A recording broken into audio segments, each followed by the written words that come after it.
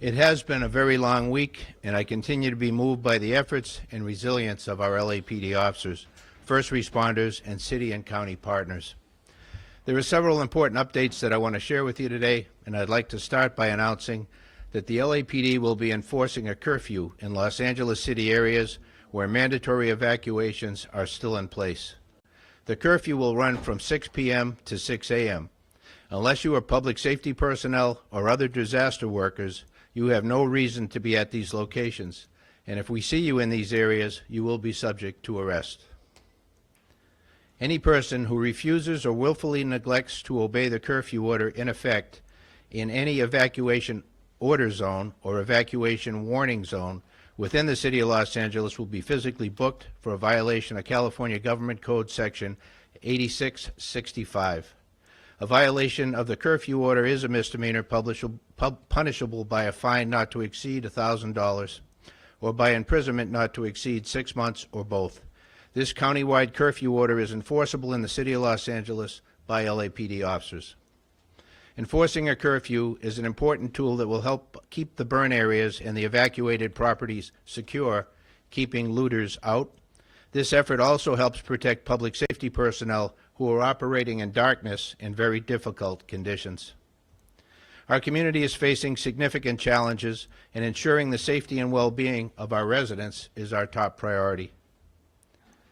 The LAPD and our law enforcement partners are actively maintaining law and order in areas impacted by the fires. Officers are patrolling these areas to help to deter criminal activity and to help ensure public safety. To bolster these efforts, the City of Los Angeles Palisades Fire Incident Command is currently developing a vetting process to support private fire prevention and security entities safely entering the fire area. This is being done as a force multiplier for law enforcement efforts. The process for allowing private support entities will entail the agency or company requesting access to provide Palisades Fire Incident Law Enforcement Liaison, and what the process will look like. Their contact information for credentials will be verified, the exact resources requested to be allowed access to, the date and times access was requested, the approval from the Incident Operations and Safety. The law liaison will advise law enforcement agencies via emails about the following items once they have been verified. Law enforcement will distribute to deputies and officers in the field a list of those authorized for each operational period. So each day you come out, it'll be a new pass for those that'll have access. An access pass will be also issued to the support entity authorized for access. I want to stress that this is not an invitation for residents to repopulate areas that are evacuated. Remaining properties have no access to power, water, or gas, and major hazards such as debris and wires still remain in the roadways. Also, please be aware that many household items that have burned are now toxic and can present significant health risks. We recognize that residents want to protect their property, and we believe this effort helps strengthen our ability to help keep the area safe and get information out to property owners. Lastly, you may see the National Guard present in impacted communities. Their support is invaluable during the emergency, enabling law enforcement to help focus on crime suppression. The National Guard is assisting us in the following areas: traffic control. They're managing roadways and ensuring access to affected areas is restricted only to authorized personnel. Critical infrastructure security, maintaining security over things that we all need, power poles, power sources, other things like along those lines to ensure that security. Checkpoints, they'll be verifying credentials and restricting unauthorized entry into protected zones.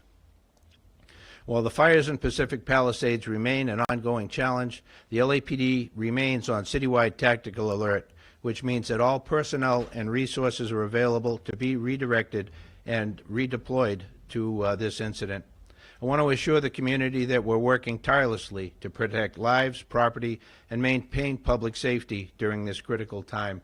I want to thank everybody who has worked with us, who has cooperated with the requests that we have made, the orders that have been given as far as evacuation and maintaining as best we can a semblance of order during this very, very difficult time.